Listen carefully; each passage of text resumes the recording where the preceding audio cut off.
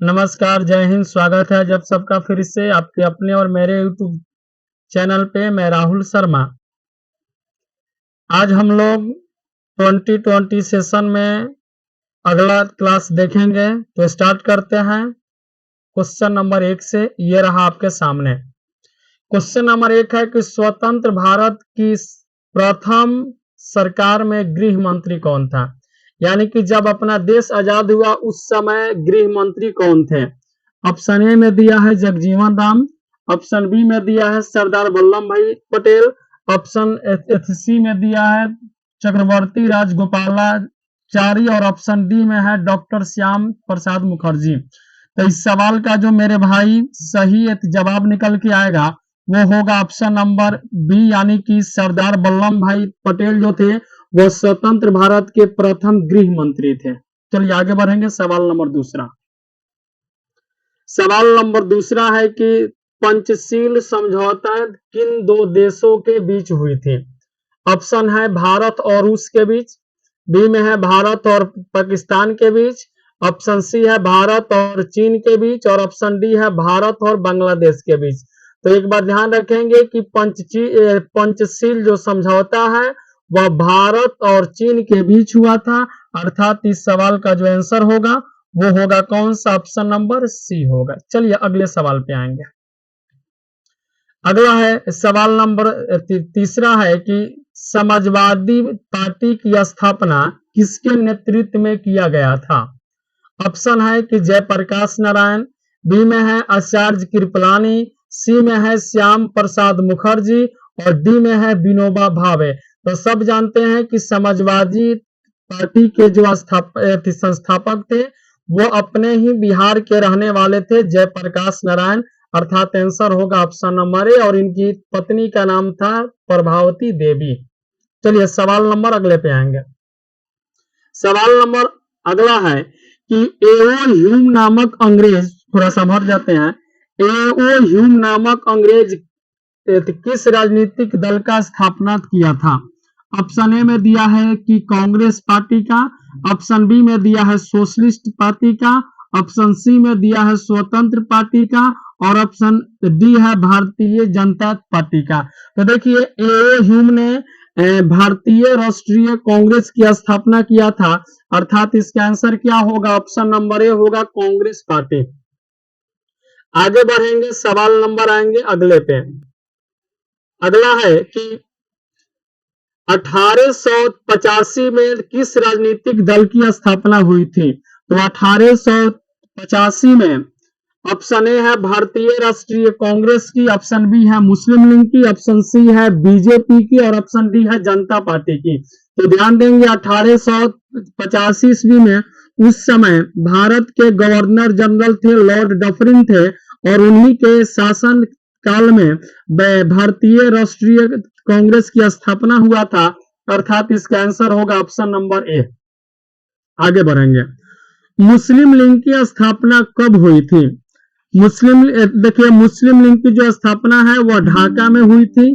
कब हुई थी? ऑप्शन ए 1905 है, ऑप्शन बी 1906 है, ऑप्शन सी है 1907 और ऑप्शन डी दिया है 1908। तो जो मुस्लिम लीग है, मुस्लिम जो लीग है इसकी स्थापना 1905 में हुई थी, अर्थात इसका आंसर होगा ऑप्शन नंबर ए होगा। अगले सवाल पे आएंगे। भारत में द्वितीय आम चुनाव कब हुआ था? यानी जो अपना देश है उसमें द्वितीय आम चुनाव कब हुआ था? ऑप्शन ए में दिया है 1952, ऑप्शन बी में है 1955, ऑप्शन सी है 1957 और ऑप्शन डी है 1960। तो ध्यान देंगे भारत में जो है द्वितीय आम चुनाव आपका 1957 में हुआ था, अर्थात इस सवाल का आंसर क्या होगा? ऑप्शन नंबर सी होगा। आगे बढ़ेंगे। भारत के प्रथम उपराष्ट्रपति कौन थे? सब जानते हैं कि राष्ट्रपति डॉक्टर राजेंद्र प्रसाद थे। ठीक है, अब उपराष्ट्रपति आपसे पूछा है doctor S Radhakrishnan, doctor Zakir Hussain, बीबी गिरी और इनमें से कोई नहीं। तो ध्यान देंगे भारत के प्रथम जो उपराष्ट्रपति थे उनका नाम था डॉक्टर सर्वपल्ली राधा कृष्णन और इन्हीं को प्रथम भारत रत्न भी मिला था। आगे बढ़ेंगे। सवाल नंबर अगला है, 1930 में गांधी जी ने किस आंदोलन की शुरुआत की थी? ऑप्शन ए है कि सविनय अवज्ञा आंदोलन, ऑप्शन बी है भारत छोड़ो आंदोलन, ऑप्शन सी है स्वराज आंदोलन और ऑप्शन डी है असहयोग आंदोलन। तो ध्यान देंगे 1930 में जो है सविनय अवज्ञा आंदोलन हुआ था और उसी साल दांडी यात्रा भी हुआ था। ठीक है, तो इसका आंसर क्या होगा? ऑप्शन नंबर ए होगा सविनय अवज्ञा आंदोलन। अगर भारत छोड़ो आंदोलन का बात किया जाए तो ये हुआ था 1942 में और असहयोग आंदोलन का बात किया जाए तो ये हुआ था 1920 ईस्वी में। चलिए आगे बढ़ेंगे। सवाल नंबर अगला, भारतीय संविधान को कब लागू किया गया था? तो देखिए हम आपको एक बात बता दें कि अपना जो संविधान है वह 26 जनवरी 1949 ईस्वी को बनकर के तैयार हो गया था, लेकिन हमसे पूछा है कि भारतीय संविधान को कब लागू किया गया था। ऑप्शन ए है 26 जनवरी 1950, ऑप्शन बी है 26 जनवरी 1951, ऑप्शन सी है 26 जनवरी 1952 और ऑप्शन डी है इनमें से कोई नहीं। तो इस सवाल का जो सही जवाब होगा वो क्या होगा? ऑप्शन नंबर ए होगा 26 जनवरी 1950 को। आगे बढ़ेंगे, सवाल नंबर अगले पे आएंगे। पृथ्वी दिवस कब मनाया जाता है? 22 अप्रैल को, 22 मार्च को, 21 जनवरी को, 5 जून को। तो ध्यान देंगे पृथ्वी दिवस जो है वह हर साल 22 अप्रैल को मनाया जाता है, अर्थात जो इसका आंसर होगा वो होगा कौन सा? ऑप्शन नंबर ए होगा। अगर 22 मार्च का बात किया जाए तो 22 मार्च को हम लोग मनाते हैं जल दिवस, 5 जून को हम लोग मनाते हैं जी कौन सा? तो पर्यावरण दिवस। इन दोनों बातों को ध्यान में रखेंगे। आगे सवाल नंबर अगला, राष्ट्रकूट राजवंश के संस्थापक कौन थे? ऑप्शन ए है कि दंती दुर्ग, ऑप्शन बी है राजा राज, ऑप्शन सी है राजेंद्र प्रथम और ऑप्शन डी में दिया है जी पृथ्वीराज चौहान। तो राष्ट्रकूट जो राजवंश था उसके संस्थापक थे दंती दुर्ग, अर्थात इसका आंसर क्या होगा? ऑप्शन नंबर ए होगा। सवाल नंबर अगले पे आएंगे। LAN का फुल फॉर्म क्या होता है? यानी LAN जो है इसका फुल फॉर्म क्या होता है? ऑप्शन आपके सामने है, लोकल एरिया नेटवर्क होता है, लोकल एयरटेल न्यूज होता है, लोकल एरिया न्यूज होता है कि इनमें से कोई नहीं होता है। तो ध्यान देंगे LAN का फुल फॉर्म होता है लोकल एरिया नेटवर्क, यानी इस सवाल का आंसर होगा ऑप्शन नंबर ए होगा। चलिए सवाल नंबर अगले पे आएंगे। भारत की बुलबुल किसे कहा जाता है? तो देखिए भारत का बुलबुल किसे कहा जाता है? ऑप्शन ए में दिया है कि सरोजनी नायडू को, एनी बेसेंट को, सुचेता कृपलानी को, कि कोई नहीं। तो भारत का बुलबुल हम लोग सरोजनी नायडू को कहते हैं, अर्थात इसका आंसर क्या होगा? ऑप्शन नंबर ए होगा। अगले सवाल पे आएंगे हम लोग। सेल्यूकस निकेटर को किसने पराजित किया था? यानी कि जो सेल्यूकस निकेटर था यह जो था सिकंदर का एक सेनापति था, तो इसको किसने पराजित किया था? ऑप्शन ए में दिया है चंद्रगुप्त मौर्य ने, ऑप्शन बी में दिया है अशोक ने, ऑप्शन सी में दिया है चंद्रगुप्त द्वितीय ने और ऑप्शन डी में दिया है बिंदुसार ने। तो ध्यान देंगे सेल्यूकस निकेटर को मौर्य वंश के संस्थापक चंद्रगुप्त मौर्य ने पराजित किया था, यानी आंसर क्या होगा? ऑप्शन नंबर ए होगा। अगले सवाल पे आएंगे। बाबर को कहां पे दफनाया गया था? यानी कि जब बाबर की मृत्यु हुई तो उसे कहां पर दफनाया गया था? ऑप्शन ए में है रंगून, ऑप्शन बी में है काबुल, ऑप्शन सी में है कंधार और ऑप्शन डी में है दौलताबाद। तो बाबर को काबुल में दफनाया गया था, यानी इसका आंसर क्या होगा? ऑप्शन नंबर बी होगा मेरे भाई। सवाल नंबर अगले पे आएंगे। सांसी जनजाति कहां पे पाई जाती है? यानी यह एक जो जनजाति है यह किस राज्य में पाई जाती है?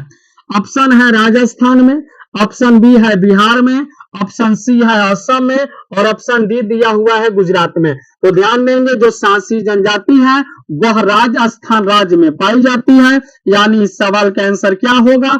ऑप्शन नंबर ए होगा। अगले सवाल पे आएंगे हम लोग। बुद्धि यानी कि वृद्ध गंगा किसे कहा जाता है? ऑप्शन है गोदावरी को, गंगा को, कावेरी को कि नर्मदा को। तो ध्यान देंगे जो वृद्ध गंगा है वो हम लोग गोदावरी को कहते हैं, ऑप्शन ए होगा। अगला सवाल, भारत का स्विट्जरलैंड किसे कहा जाता है? ऑप्शन आपके सामने है, जम्मू कश्मीर को, शिमला को, मनाली को कि कुल्लू को। तो ध्यान देंगे भारत का स्विट्जरलैंड हम लोग जम्मू कश्मीर को कहते हैं, यानी इसका आंसर क्या होगा? ऑप्शन नंबर ए होगा। अगले सवाल पे आएंगे, हड़प्पा की खोज किस वर्ष हुई थी? यानी जो हड़प्पा सभ्यता है, तो हड़प्पा जो सभ्यता में हड़प्पा स्थान है, इसकी खोज किस वर्ष हुई थी? 1920 में, 1925 में, 1967 में कि 1921 में? तो ध्यान देंगे हड़प्पा की जो हुई थी खोज वह 1921 में हुई थी, ऑप्शन नंबर डी होगा। अगला क्वेश्चन, कंप्यूटर का दिमाग किसे कहा जाता है? ऑप्शन है, ए में सीपीयू को, बी में रैम को, सी में रोम को, डी में कोई नहीं। तो ध्यान देंगे जो कंप्यूटर है उसका दिमाग हम लोग सीपीयू को कहते हैं, अर्थात इसका आंसर क्या होगा? ऑप्शन नंबर ए होगा मेरे भाई। आगे बढ़ेंगे, कालीबंगा कहां पे स्थित है? यानी कालीबंगा हड़प्पा सभ्यता का एक स्थान है, यह स्थान कहां स्थित है? ऑप्शन ए है गुजरात में, ऑप्शन बी है राजस्थान में, ऑप्शन सी है हरियाणा में, और ऑप्शन डी क्या है जी? तो पाकिस्तान में। तो जो कालीबंगा है यह राजस्थान में स्थित है, यानी आंसर क्या होगा? ऑप्शन नंबर डी होगा। आगे बढ़ेंगे, नदियों का देश किसे कहा जाता है? यानी वह कौन ऐसा देश है जिस देश को नदियों के देश के नाम से जाना जाता है? ऑप्शन दिया है बांग्लादेश, बी में दिया है भारत, सी में दिया है तिब्बत और डी में दिया है चीन। तो देखिए नदियों का देश हम लोग बांग्लादेश को कहते हैं, अर्थात इसका आंसर क्या होगा? इसका आंसर होगा ऑप्शन नंबर ए। चलिए आगे बढ़ेंगे, सवाल अगले पे आएंगे, सरहुल त्योहार किस राज्य में मनाया जाता है? ऑप्शन ए है झारखंड में, ऑप्शन बी है बिहार में, ऑप्शन सी है झारखंड में और ऑप्शन डी है कोई नहीं। तो एक ही ऑप्शन दो बार रिपीट हो गया है, तो जो सरहुल है वह आपके झारखंड राज्य में मनाए जाते हैं, यानी ए और सी दोनों सही। आगे बढ़ेंगे, प्रथम ओलंपिक खेल किस वर्ष आयोजित किए गए थे?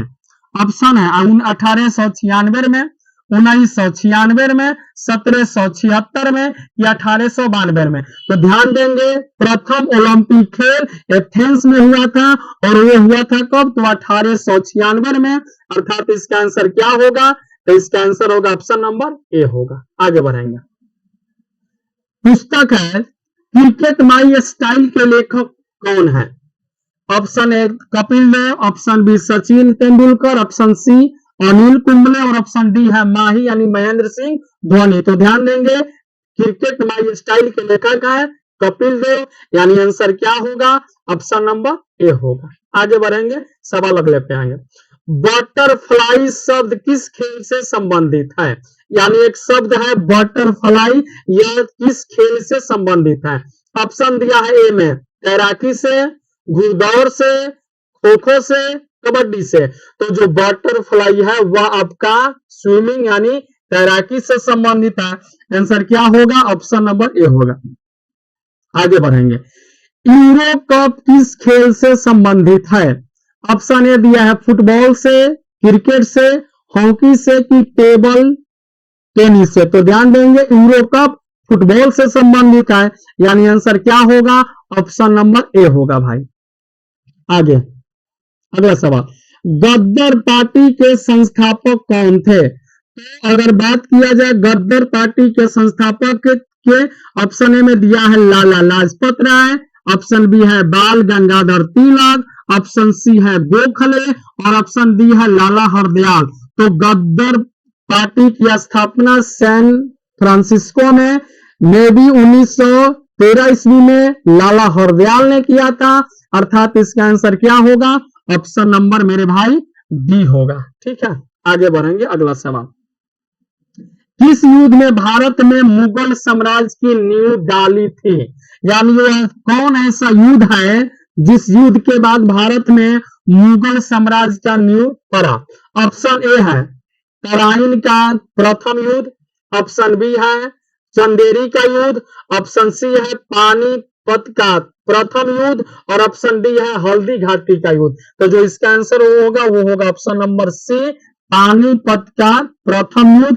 और यह हुआ कब था? तो यह हुआ था 1526 में बाबर और इब्राहिम लोदी के बीच, और उसमें इब्राहिम लोदी की हार हुई थी। आगे अंतिम सवाल आज का क्या है कि मुगल काल की राजभाषा कौन सी थी?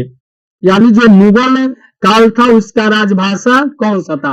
ऑप्शन ए अरबी था, फारसी था, संस्कृत था कि पाली था?